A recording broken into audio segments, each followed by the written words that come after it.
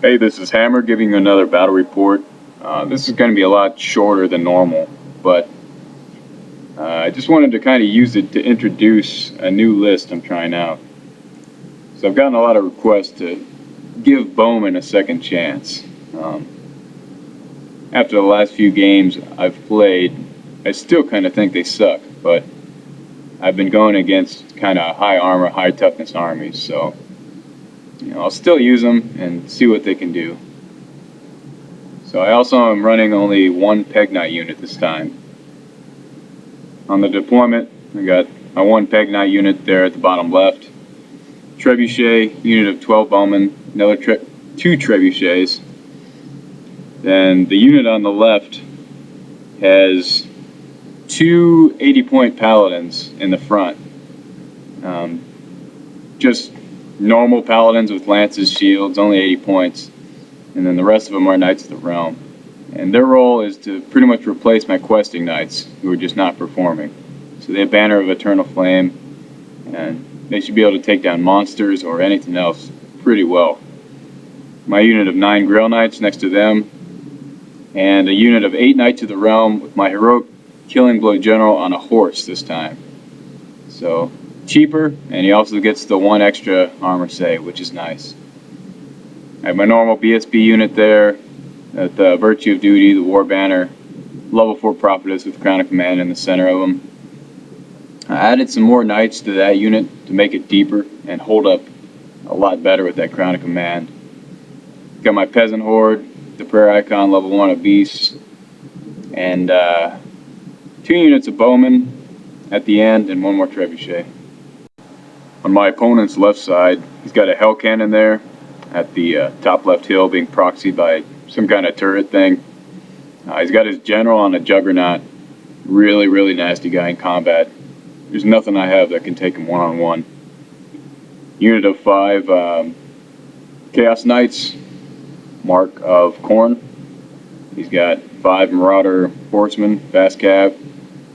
A huge unit of Marauders with great weapons. He's got 18 Chaos Warriors of Tzeentch with a level 2 caster in that unit. Towards his middle and left, he's got his Nurgle Knights behind the house. Battle Standard Bearer in that unit also. He's got 5 more Chaos Knights and 2 units of Warhounds on the far right. On Chaos turn 1, he moves up, as you can see. Forgot to mention, he also had a level 4 Sorcerer on a disc with the Chaos lore, whatever that is. So, I moved up here on the left. I kind of liked what I saw, because there were pretty good odds that I could get both my units, my Knight units on the left, into his Chaos Knights, kill them, and then blow past them. And if any of you have ever watched Once Bitten 360's Bretonnian channel, you know he mentions a lot that the way to win with Bretonnians is to double charge. I haven't actually gotten one yet, so hope it pans out for me here. Over on the right, moves his Nurgle Knights around the house. His Warhounds and Chaos Knights come down my flank to take out some archers and begin running down my lines on the Trebs. Nothing really significant happened in his shooting or magic phase. I think his Hell Cannon killed a couple bowmen. That's about it. Going to Brett turn 1, you can see I got the double charge against the Chaos Knights. So feeling really good about that. So 9 Grail Knights, and then the unit of Knights of the Realm has those 2 80-point paladins in it. So it's just a ton of damage coming at those Chaos Knights. So I charged with my General's unit against his fast cav, who fled. And this actually brought up a few rule questions for me looking back at it, because I don't think we did this right. Going back to this picture, so when I originally charged with my General's unit there, which is that sort of bottom right unit right below the tower, he fled with his fast cap, and so I wanted to redirect into his sorcerer. And he argued that I couldn't get around the tower, that I had to make a 90-degree turn before I moved forward on the charge. But I think that I could have just moved forward, and then my free 90-degree wheel would take place after I cleared the tower, and then I'd be able to face him and complete the charge. So if anyone has any further clarification or knows what the right answer is, I'd definitely like to know. So the second thing I think we did wrong was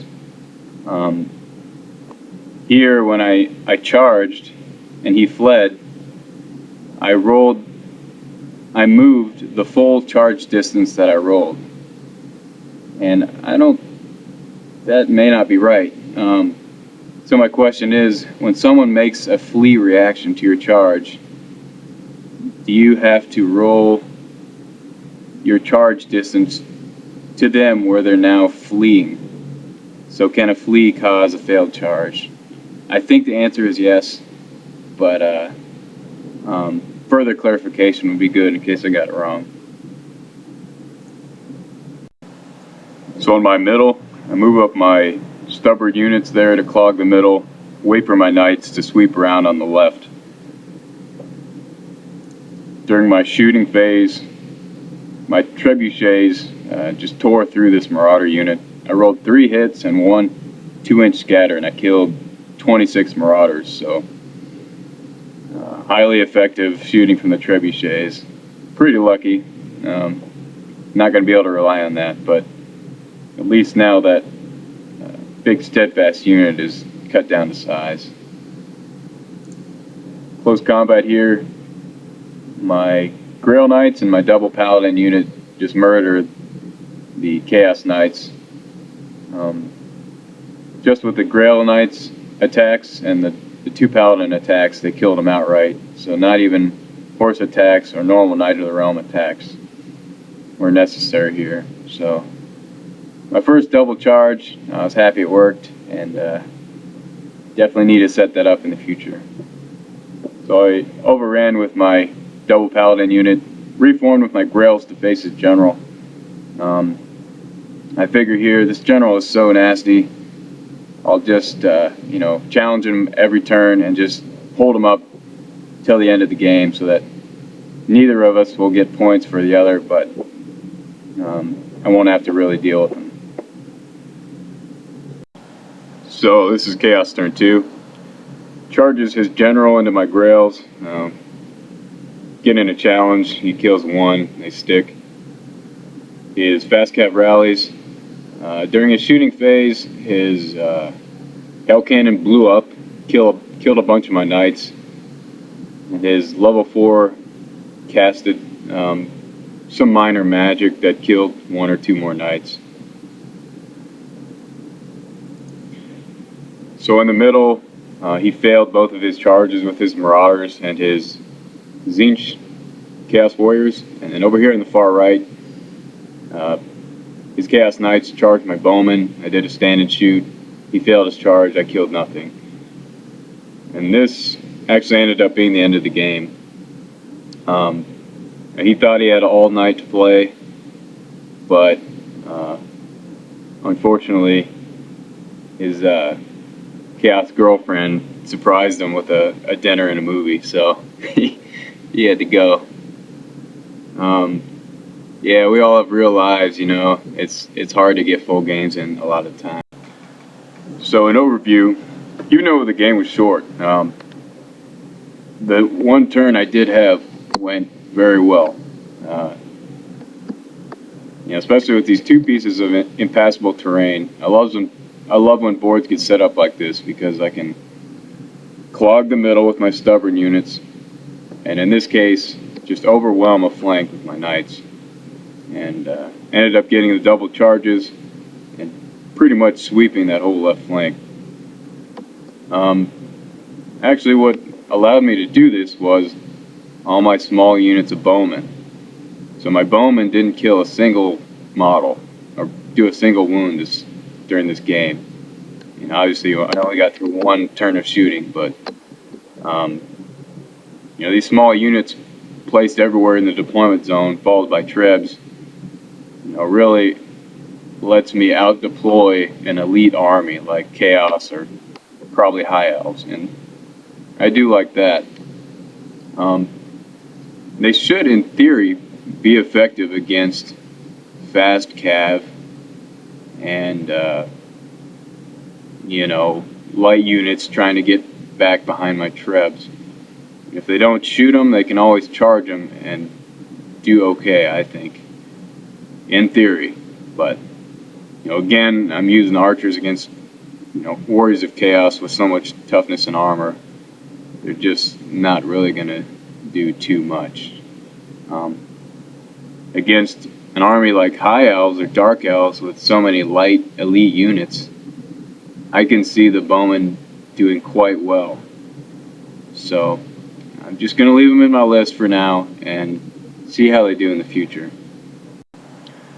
So I'm also considering taking the Grail Relique in future lists. I really love my Peasant Horde because of the options of going 10 deep, or a horde formation with a lot of strength 4 attacks. But one thing I don't like is that you have to take a level 1 damsel with a prayer icon, so 95 points, so that they get the ward save, which I think is pretty necessary for that unit. So, my level 1 has never gotten a spell off, ever. It's just kind of only there to give my peasants the ward save. So if I take the Grail Relique, they'll be stubborn to a man, which I think in theory they'll be able to hold up as long as my men-at-arms. They won't do as much damage or have as much flexibility, but they should hold up just as long. And those extra points I save from the damsel I could use to add a 4th bowman unit. So let me know what you guys think about the Grail Relique. I know it's generally not recommended, but I'd kind of like to try it, especially after watching Once Bitten's channel. He's had so much success with that thing. Anyways, it was short, but we'll get the ogres at 3,000 points in our next match. Thanks for watching.